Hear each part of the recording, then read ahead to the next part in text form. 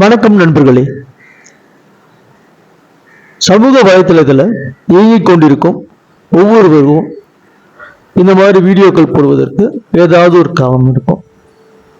நான் மற்றவங்க என்ன காரணத்துக்காக வீடியோ போடுறாங்க அப்படின்றது சொல்ல விரும்பல. நான் என்ன காரணத்துக்காக இந்த வீடியோக்களை பதிவிட்டேன் யூடியூப்ல அப்படின்ற காரணத்தை மட்டும் சொல்றேன்.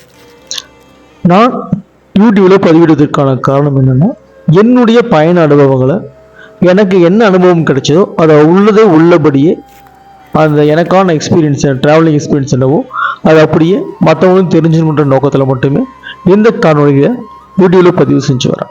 அதனால் எனது காணொலிகள் பார்த்தீங்கன்னா பெரும்பாலான காணொலிகள் மிக நீளமானதாக தான் இருக்கும். ஆனால் நான் கண்ணால் என்னெல்லாம் பார்த்தனோ அது எல்லாமே இந்த வீடியோவில் பதிவாகியிருக்கும். அந்த வகையில் இந்த வீடியோவோட நேரம் 34 நிமிஷம் வரும். ஆனால் இந்த வீடியோ ஒரு இடம் பார்த்தீங்கன்னா ஒரு சிவாலயம், அதாவது அமரக்குந்தியில் உள்ள சொக்கநாதர் ஆலயம் எனப்படும் ஒரு மிக பழமையான சிவன் ஆலயம். இது கெட்டி முதலி மன்னர்கள் கட்டியது. இந்த கோயில் ஒரு ரவுண்டு பார்ப்போம் பாருங்க. முதல்ல மூலஸ்தானம் இருக்கு. கோயில மூலஸ்தானம், அதில் சிவனும் விநாயகரும் இருக்காங்க. அப்படியே கோயில் அவுட்டர்ல டூர் வந்தோம்னா அடுத்ததாக விநாயகருக்குன்னு ஒரு தனி சன்னதி இருக்கு.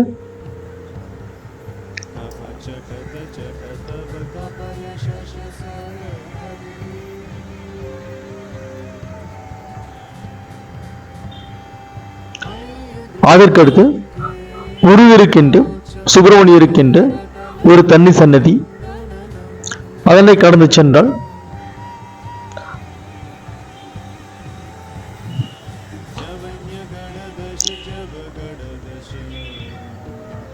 உமையம்மை எனப்படும் பார்வதி தேவிக்காக ஒரு தனி சன்னதி.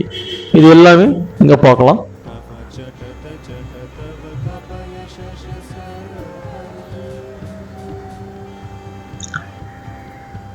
இப்ப கோவிலோட அவுட்டர் டூர் முடிஞ்சாச்சு. இப்ப கோயிலுக்கு உள்ள போக போறோம், கருவறைக்குள்ள வைக்க போக போறோம். பாருங்க, படிக்கட்டுல யாழி யாழியோட வாயிலிருந்து படிக்கட்டு மாதிரி ஒரு அமைப்பு பண்ணியிருக்காங்க. இதே மாதிரி அமைப்பு இங்க உள்ள கெட்டி முதலி மன்னர்கள் கட்டிய அனைத்து கோயில்களையும் காணலாம், தாரமங்கலம் உட்பட. கோயிலோட கருவறை பூட்டப்பட்டு இருக்கு. உள்ள சிவபெருமான் இருக்காரு. அதை டீட்டெயில்டா பின்னாடி பார்ப்போம். இப்ப கோயிலோட ஒவ்வொரு இடத்தையும் பொறுமையா கொஞ்சம் கொஞ்சமா நான் என்ன பார்த்தனோ அது அப்படியே வீடியோ கொடுத்துருக்கேன். கோயிலோட என்ட்ரன்ஸ் பார்த்தீங்கன்னா, உள்ள என்ட்ரன்ஸ்ல வந்த உடனே ஒரு கொடிமரம் இருக்கு. அந்த கொடிமரம் பார்த்தீங்கன்னா மரத்தால் செய்யப்பட்ட கொடிமரம். அதாவது அடிப்பகுதி மட்டும் பார்த்தீங்கன்னா சுற்றி கற்களால் அமைச்சிருக்காங்க. அதில் சிற்ப வேலைப்பாடுகளுமே இருக்கு.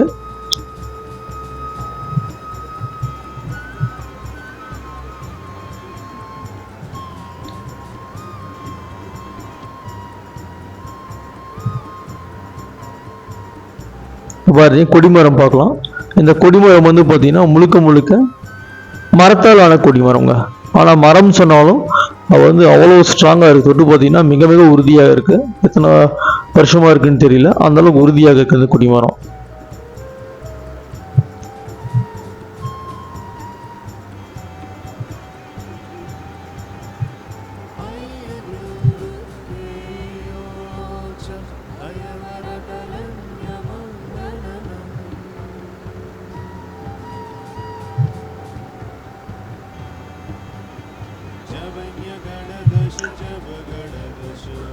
இந்த கோயில் பார்த்தீங்கன்னா 24 மணி நேரமும் திறந்தே இருக்குங்களா அங்கே விசாரிச்ச வரைக்கும்.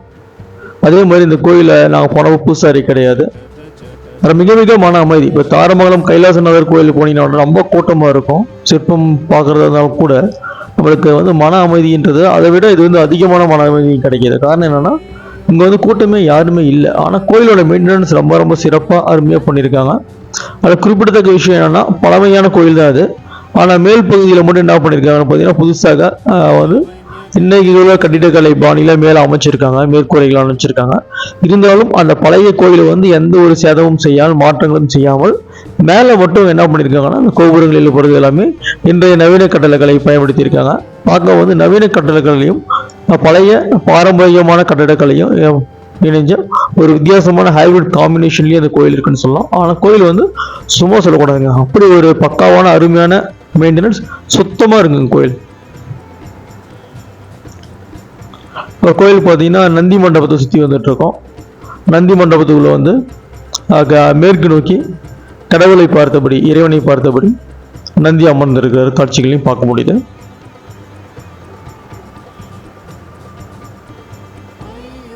பாருங்க, சில பில்லர்ஸ் வந்து நடுவில் புதுசாக கட்டியிருக்காங்க.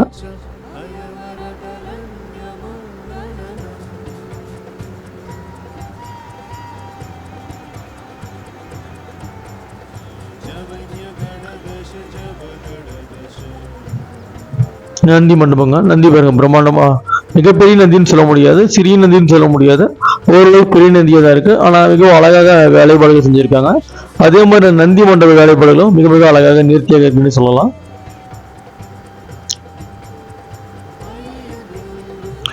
தாரமங்கலம் கைலாசநாதர் கோயிலுக்கு போயிட்டு வருவாங்க, தயவு செஞ்சு ஒரு 10 கிலோமீட்டர் 5லேருந்து 6 கிலோமீட்டர் தொலைவில் இந்த அமரகுந்திக்கு வந்து இங்குள்ள சொகநாதரை கண்டிப்பாக தரிசனம் பண்ணி பாருங்க. கண்டிப்பாக உங்களுக்கு வந்து ஒரு பாசிட்டிவ் எனர்ஜி கண்டிப்பாக உங்களுக்கு கிடைக்கும்.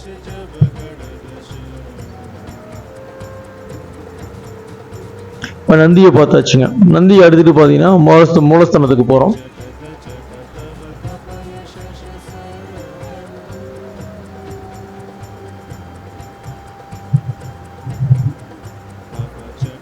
பார்த்தீங்கன்னா உங்களுக்கு பில்லர்ஸ் அங்கங்கே வந்து கருங்கல்லாலான தூண்கள் அமைச்சிருக்காங்க.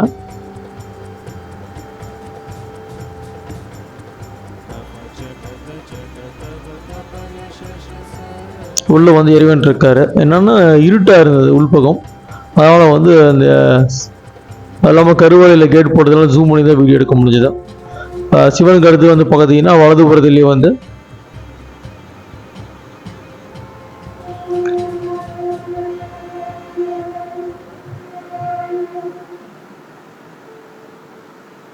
சிவனுக்கு வலதுபுறத்திலேயே வெளியே வந்து பார்த்தோம்னா இங்கே வந்து ஒரு விநாயகர் ஆலயம் ஒன்றும் இருக்கு.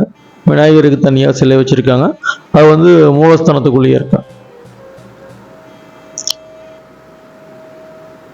இந்த பகுதியே வந்து பார்த்தீங்கன்னா வெளிச்சமின்மை காரணமாக கொஞ்சம் இருட்டாக தான் இருக்கும்.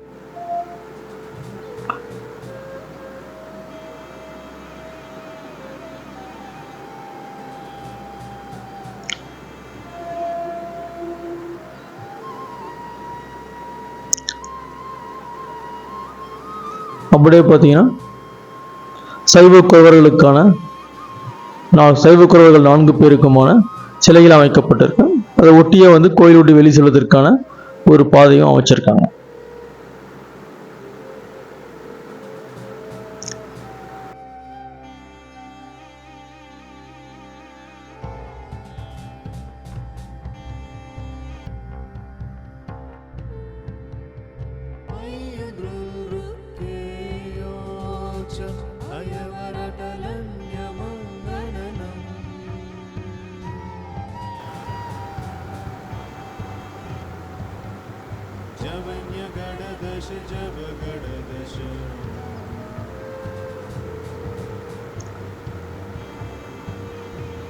இப்போ மீண்டும் கருவறைக்கு வந்திருக்கோம். சிவபெருமானை கொஞ்சம் நல்லாவே பார்க்க முடியும்.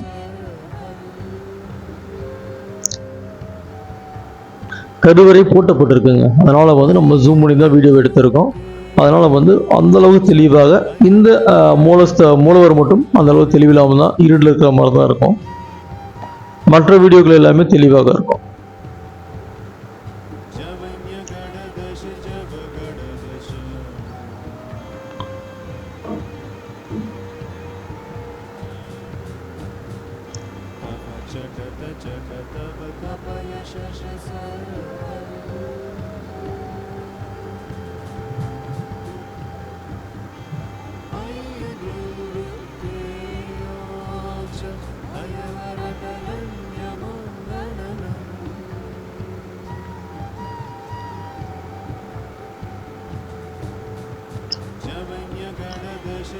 கருவறைக்கையோட வெளிப்புற சுவர்கள் இருக்கு இல்லையா, அந்த சுவர்களில் உள்ள சிற்ப வேலைப்பாடுகளை தான் பார்த்துட்டு இருக்கோம்.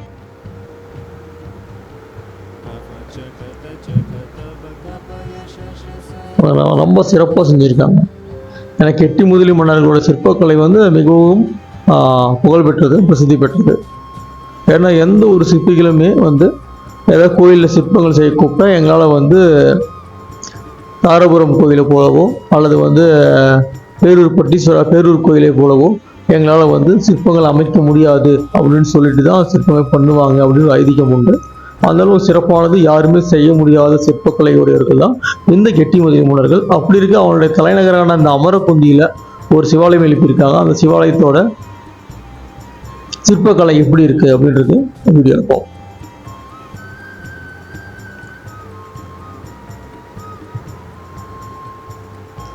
எனக்கு சிற்பக்கலையிலலாம் ஆர்வம் கிடையாதுங்க. சிவபெருமான் கோயில் தான் எனக்கு ஆர்வம். ஒரு புலமையான கோயில் தெரிஞ்சுக்கணும். இதில் வேற ஏதாவது தெய்வங்கள் இருக்காங்களா, அவங்கள பற்றி வீடியோ மட்டும் எனக்கு பார்த்தா போதும் அப்படின்னு நினைக்கிறவங்க நேராக 25வது நிமிஷத்துலேருந்து பாருங்கள். 20வது நிமிஷத்துக்கு ஸ்கிப் பண்ணி போயிடுங்க. ஏன்னா அடுத்த 10 நிமிடங்கள், இந்த 10வது நிமிஷத்துலேருந்து அடுத்த 10 நிமிஷம் உள்ள வீடியோவில் முழுக்க முழுக்க அந்த கோயிலில் உள்ள தீமுறையில் உள்ள சிற்பக்கலையை பற்றி இருப்பான். சைவக்கோரோட சிலையை பார்த்துட்டு இருக்கோம்.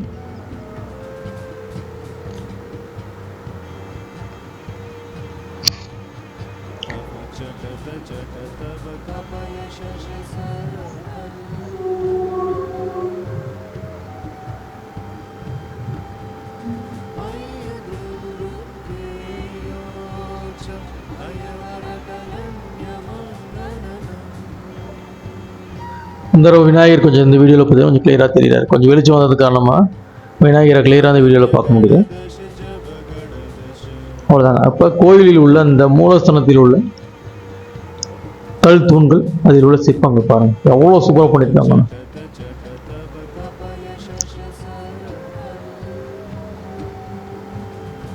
டிஜிட்டல் பிரிண்ட்னு சொல்லுவாங்க இல்லையா, அந்த மாதிரி பாருங்கள். அந்த காலத்திலே எவ்வளோ பர்ஃபெக்ஷனாக பண்ணியிருக்காங்க. எந்த ஒரு பிசி கூட இல்லாமல் நம்ம போல்ட்லாம் பார்ப்போம் இல்லையா, ஸ்க்ரூ போல்ட்டில் பார்ப்போம் பாருங்கள், அந்த மாதிரி அமைப்பில் வந்து அந்த பில்லரில் அமைச்சிருக்காங்க பாருங்கள்.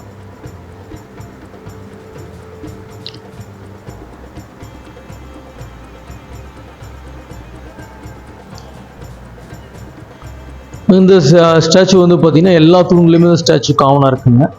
பின்னாடி வந்து ரெக்கை முளைத்தது போல இருக்கும் உருவங்கள் வந்து அது மேபி தேவர்களாக இருக்கலாம். அவங்க வந்து வணங்குற மாதிரி அமைப்பில் பண்ணியிருக்காங்க. ரொம்ப நல்லா இருக்கு.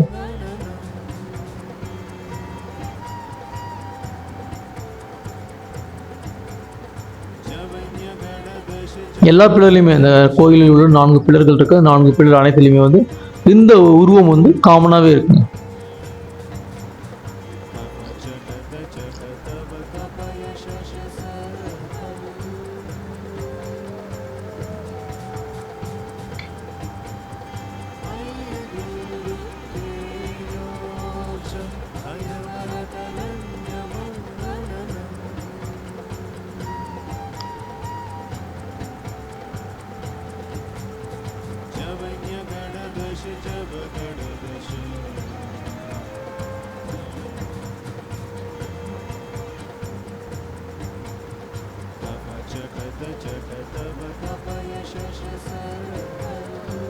அந்த எண்டு பாருங்க, எந்த அளவுக்கு ஷார்ப்பாக பண்ணியிருக்காங்க பாருங்க.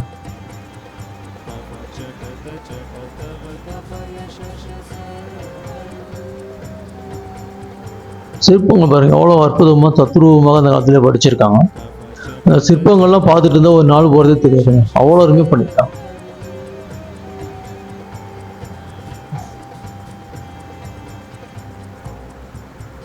இந்த கெட்டிமதுரை மன்னர்களோட சிற்பக்கலை, அவங்களுடைய அந்த சிற்பத்தின் மேல் உள்ள அவர்களுக்கு அந்த காதல், அதெல்லாம் வந்து அளப்பரியதுங்க. இதெல்லாம் வந்து இத்தனை வருஷ காலம் கடந்தும் உங்களுக்கு வந்து மிகப்பெரிய ஆச்சரியம் பண்ணிட்டு இந்த காலத்தில் நம்ம எவ்வளவோ டெக்னாலஜி வச்சுருக்கோம், இந்த மாதிரி கன்ஸ்ட்ரக்ஷனை பண்ண முடியுமா அப்படின்றது 100% கேள்விக்குறிதாங்க. இந்த மாதிரி சிற்பங்களை செதுக்கிறதுக்கு ஆட்கள் இருக்காங்களா, பண்ண முடியுமா அப்படின்னு தெரியல.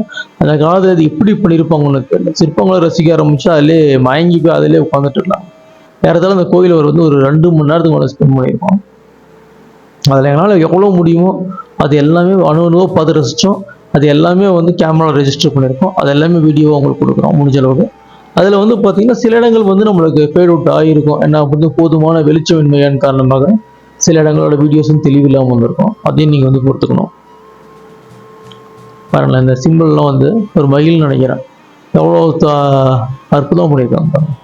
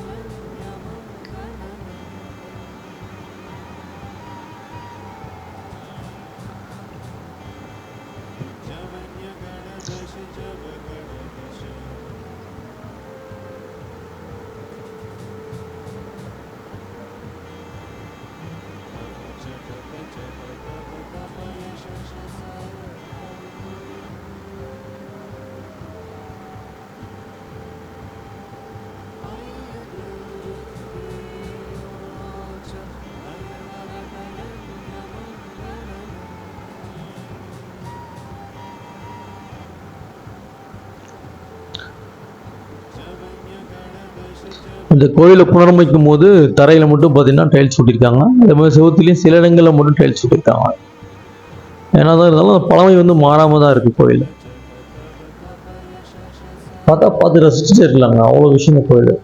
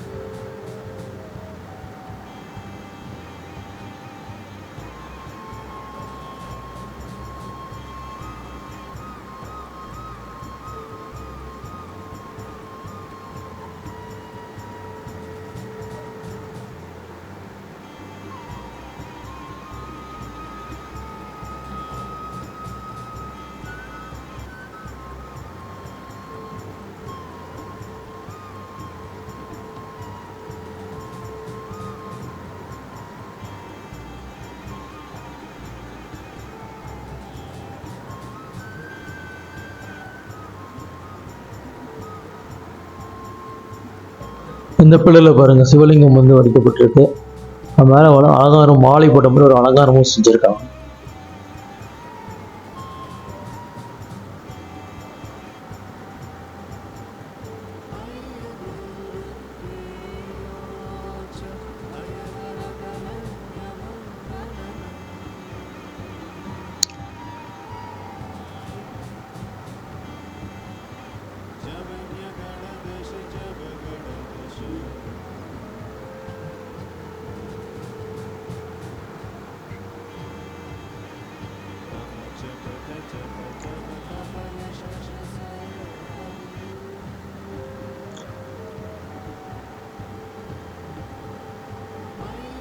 இந்த சிற்பத்தில் உள்ளவர் சுப்பிரமணியரான்னு தெரியல, வேலு வைக்க தாங்கியபடி உள்ளது இந்த சிற்பம். ஆனால் வந்து மயில் இதெல்லாம் இல்லை, ஆனால் தெளிவாக சொல்ல முடியும்.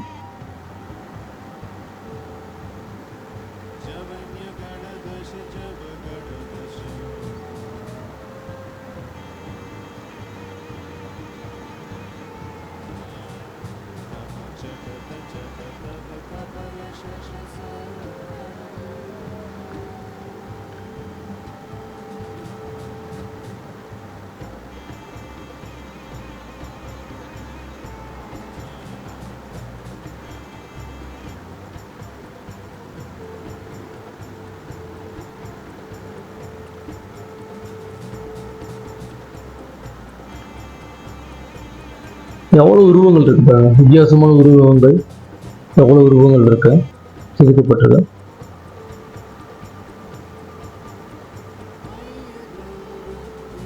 ஆனால் இந்த கோயிலை பொறுத்த வரைக்கும் கவர்மெண்ட் ரெக்கார்ட்ஸில் எதுவும் தெளிவாக இல்லை. ஒரு சொக்கநாதர் கோயில் அப்படின்றது வந்து அமரக்குந்தியில் இருக்கின்ற மாதிரி தகவல் இருக்க தவிர, இப்போ சேலம் மாவட்ட கல்வெட்டுகள் எடுத்துக்கிட்டாலும் அல்ல வந்து தொல்பொருள் கழகத்தின் வெளியீடுகளையும் இந்த கோயிலை பற்றி மிகப்பெரிய தகவல்கள் எதுவும் கிடையாது. அமரகுதியில் சொக்கநாதர் கோயில் இருக்கு அப்படின்ற அளவுக்கு மட்டும்தான் பதிவு செய்யப்பட்டிருக்கு. நம்ம கூகுளில் சர்ச் பண்ணாலும் அமரகுதி சொக்கநாதர் கோயில்னு போட்டால் கூகுளில் சர்ச் பண்ணாலும் எந்த ஒரு ரிசல்ட்ஸும் சொல்லிக்கிற மாதிரியான ரிசல்ட்ஸ் எதுவுமே கிடையாது. யாரை சொல்ல போனால் இந்த சொக்கநாதர் கோயிலை பற்றி, அமரகுந்தி சொக்கநாதர் கோயிலை பற்றி ஒரு முழுமையான முதல் காணொளி இந்த காணொளி தான் நினைக்கிறேன்.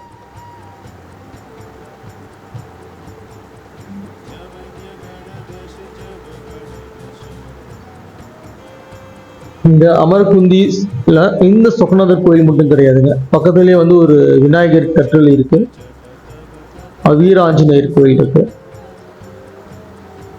வீரபத்திரர் கோயில் இருக்கு. இது எல்லாமே பழமையான கோயில் தான். அதே மாதிரி வந்து கிராம தெய்வங்களான பெரியாண்டிச்சிக்கான வழிபாடு பார்க்க முடியும், ஐநாரப்பனுக்கான வழிபாடுகளையும் பார்க்க முடியுது அருகில் உள்ள கோயில்கள். நிறைய கோயில் இருக்கு. அது இல்லாம நான் போன இடத்துல ஒரு கோயிலை வந்து டெமாலிஷ் பண்ணி புதுசாக கன்ஸ்ட்ரக்ட் பண்ணிட்டு இருந்தாங்க. அது என்ன கோயில்னு சரி நம்மளுக்கு விசாரிக்க யாருமே இல்லை, அதனால தெரிய வரவும் இல்லை.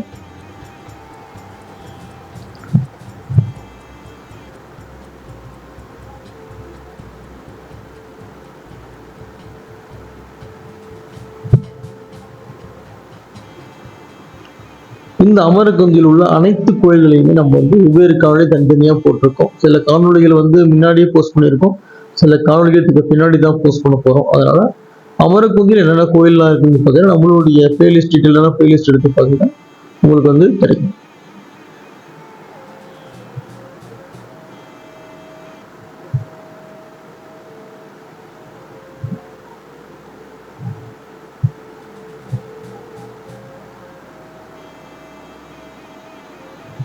நான் 20வது நிமிஷத்துக்கு மேலே மற்ற கோயில்களை பற்றி இருக்குன்னு சொல்லியிருந்தேன். ஏறத்தாழ பார்த்தீங்கன்னா 22 நிமிஷங்கள் ஆயிடுச்சு. இதுக்கு மேலே வர்றது தான் கோயிலோட வெளிப்புறமும். இதே கோயில் பிரகாரத்தில் உள்ள மற்ற விநாயகர் கோயிலாகட்டும், சுப்பிரமணியனோட முருகன் கோயிலாகட்டும், பார்வதி கோயிலாகட்டும் எல்லாமே பார்க்க போகிறோம்.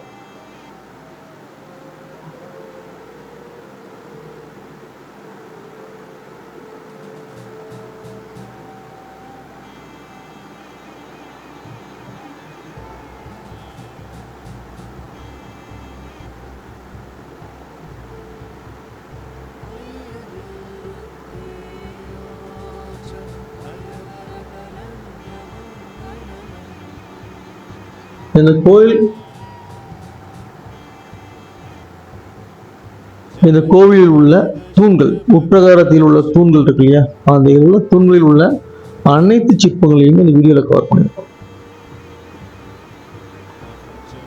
உங்களுக்கு வந்து அமரகுந்தி போகிறதுக்கோ அங்கே உள்ள சிவபெருமான தரிசிக்கிறதுக்கோ வாய்ப்பு இருந்தால் போய் நேரில் நீங்கள் பார்க்கலாம். இல்லை அதுக்கான வாய்ப்பு இல்லைங்க, இதுக்காக நான் போக முடியாது, ரொம்ப தூரமாக இருக்கணும்னு நினச்சிங்கன்னா இந்த வீடியோவிலேயே ஏறத்தாழ அந்த கோயிலோட 50 அல்லது 60 கோயிலோட சிற்பங்களை இதில் வந்து தெளிவாகவே கவர் பண்ணியிருக்கோம். சில வீடியோக்கள் சிற்பங்கள் தெளிவில்லாமலோட இருக்கலாம், அதுக்கு மன்னிச்சுக்கணும்.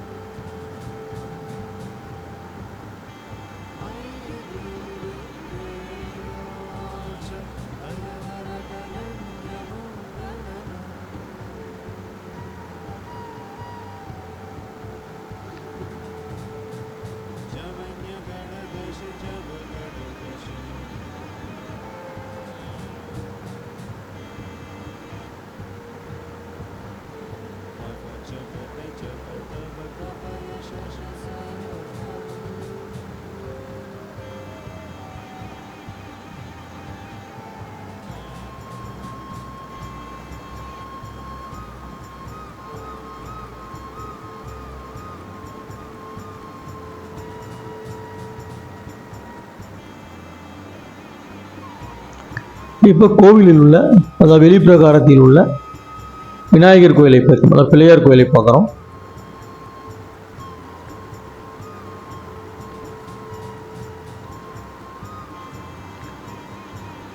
இந்த கோயிலோட சுவர்களிலும் சில அடியவர்களின் சிலைகள், சிற்பங்கள் செதுக்கப்பட்டுள்ளதையும் பசுத்தலப்பா பார்க்குறோம். நாகர் சிலைகள்லாம் பிற்காலத்தில் இப்போ உள்ள வழிபாட்டு முறைக்கு தகுந்த மாதிரி நாகர் சிலைகள் வைக்கப்பட்டிருக்கலாம்.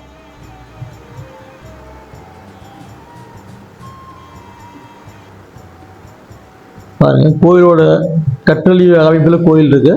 அந்த கோயிலுக்கு மேலே நவீன கால முறையில் வந்து கோபுரங்கள் வந்து ஏற்பட்டிருக்கு.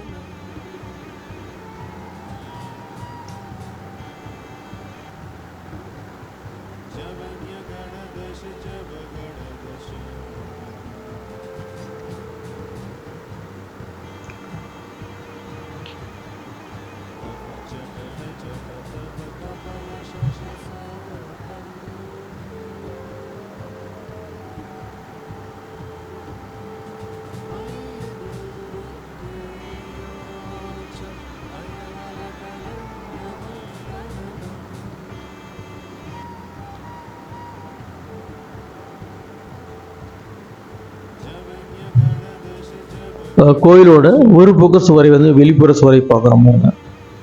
அதில் எவ்வளவோ வேலைப்பாடுகள் இருக்கு. ஆனால் இந்த மாதிரி வேலைப்பாடுகள் பெரும்பாலான கோயில்களில் இருக்கக்கூடிய வேலைப்பாடுகள் தான்.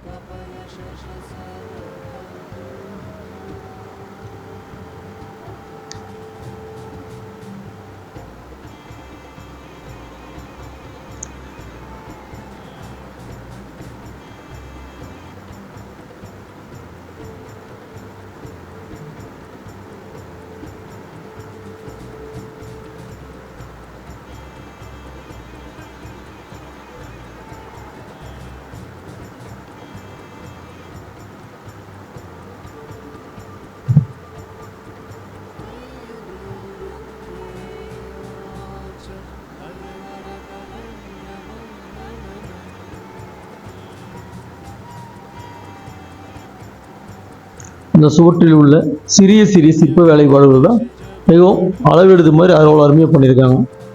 இந்த விநாயகர் கோயிலுக்கு அடுத்து நம்ம பார்க்க போகிறது அங்கே உள்ளது ஒரு முருகர் கோயில். எல்லாமே பார்த்தீங்கன்னா ஏறத்தாழ கற்றளி தாங்க. அதில் உள்ளது எல்லாமே வந்து இப்போ விநாயகர் கோயிலாகட்டும், அருகில் உள்ள முருகர் கோயிலாகட்டும், எல்லாமே கற்றளி தான்.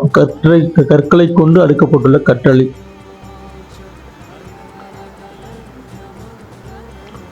பாருங்க, எங்கேயுமே சின்ன குப்பை கூட கிடையாதுங்க. அவ்வளோ நீட்டாக அந்த கோயிலை மெயின்டைன் பண்ணியிருக்காங்க.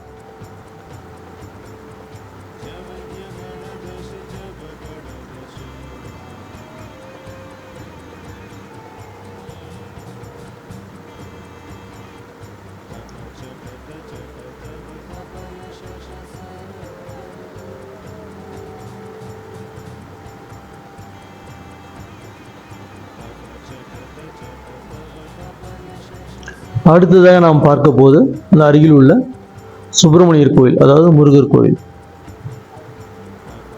இதுவும் மேலே பார்த்தீங்கன்னா இவங்களோட மெத்தடில் வந்து மேலே வந்து அந்த நவீன கால கட்டிடக்கலையும் பார்க்க முடியும்.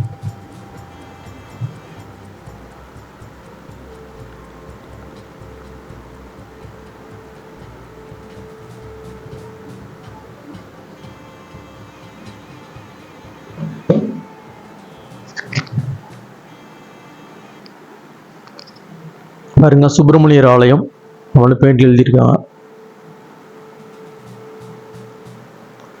பாருங்க, வள்ளி மற்றும் தெய்வானையோடு முருகர் இருக்காரு. 6 முகத்தோடு முருகர் இருக்காரு, குறிப்பிடத்தக்கது. மயில் மேல் அமைஞ்சபடி 6 முகத்தோடு முருகர் இருக்காரு. நம்மளுக்கு வந்து 3 முகங்கள் மட்டுமே நமக்கு தெரிகிறது. அந்த மாதிரி அமைச்சிருக்காங்க.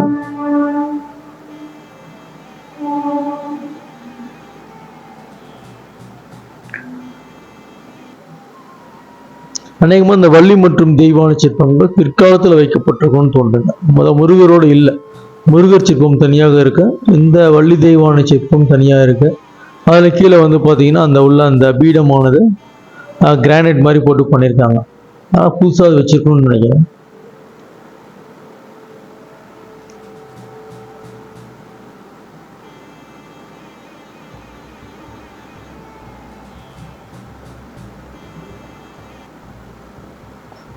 இந்த சிலை வந்து பார்த்தீங்கன்னா முருகர் கோயிலுக்கு அதாவது முருகர் வந்து கிழக்கு பார்த்த மாதிரி சிவன் கோயிலுக்கு பின்னாடி இருக்காரு.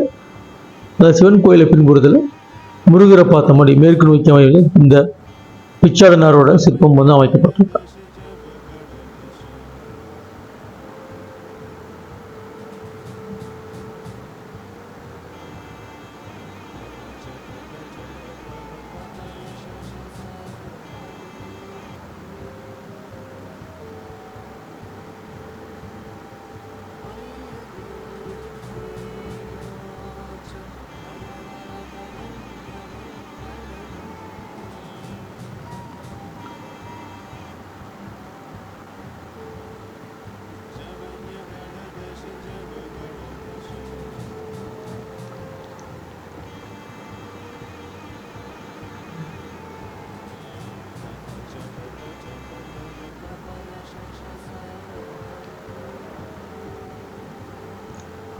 அடுத்ததாக உமையம்மை ஆகிய பார்வதி தேவியர்களின் கோவில் தனி சன்னதி இருக்கு.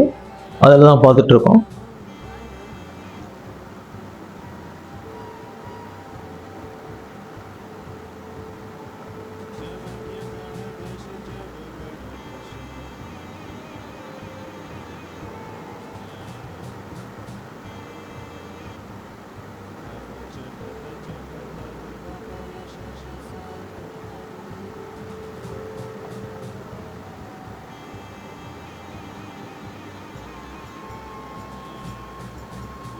அருள்மிகு சொக்கநாதர் உடனுரை ஸ்ரீ மீனாட்சி அம்மன் ஆலயம் அமரக்குந்தி.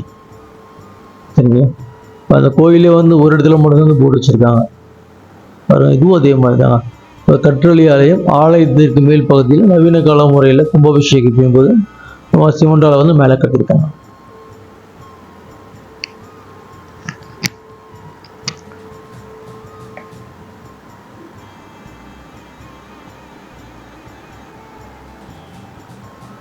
இந்த கோயிலோட மிக முக்கியமான பகுதியில் இதுதாங்க.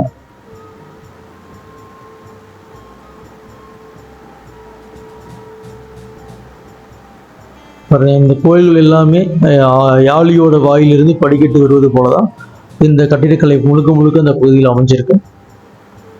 அதே மாதிரி இந்த கோயிலோட மிக முக்கியமான பகுதியில் எல்லாத்தையும், பழங்கால பகுதி எல்லாத்தையும் பார்க்குறோம். இது இல்லாமல் கோயிலில் புதிதாக கும்பாபிஷேகத்தையும் போதும், அதில் இந்த கோயிலை சரி செய்யும் பொழுதும் வேற சில நவீன கட்டுமானங்களையும் சிறிய அளவில் கட்டியிருக்காங்க. அதை நம்ம அந்த வீடியோவில் கவர் பண்ண கிடையாது. ஏன்னா நாம் தேடி வந்தது எல்லாமே பழங்கால கட்டுமானங்களை, பழங்கால கோவில் கலைகள் தேடி வந்தது தான் நம்மளோட பயணம். அதனால் நிகழ்காலத்தில் என்ன அவங்க பண்ணியிருக்காங்க அப்படின்ற விஷயம் நம்ம இந்த வீடியோவில் கவர் பண்ணலை.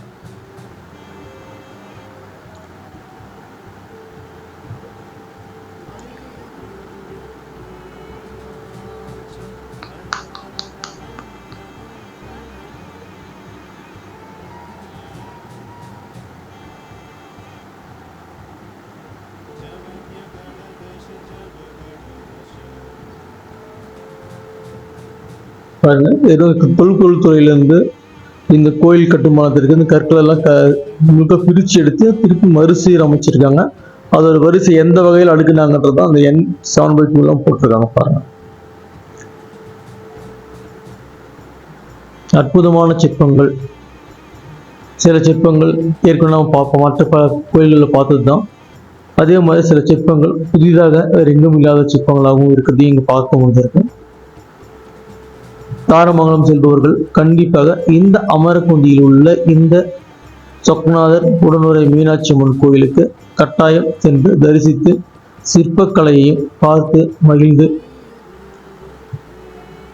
வர வேண்டும் என்று கேட்டுக்கொள்கிறேன். மீண்டும் மற்றொரு கால் சந்திப்போம். நன்றி, வணக்கம்.